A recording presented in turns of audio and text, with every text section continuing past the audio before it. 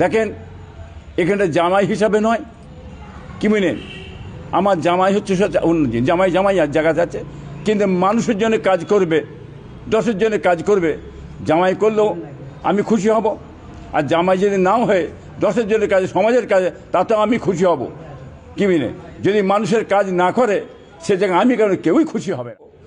দলমত নির্বিশেষে খালি আইএসএফ নয়, কি বুঝলেন, খালি রুহুল আমিন সাহেব নয়, বুঝলেন না, এখানে আইএসএফ, রুহুল আমিন, বাম, কংগ্রেস, আরএসপি, সিপিআই সমস্ত দলবদ্ধ একত্র হয়ে যদি লড়াই হয়, আগামী দিনে তার কাজ হবে, সমাজের কাজ হবে, মানুষের কাজ হবে, দেশের কাজ হবে, মানুষ চাকরি, শিল্প, কর্ম ফিরে পাবে, চাকরি ফিরে পাবে আশা করি।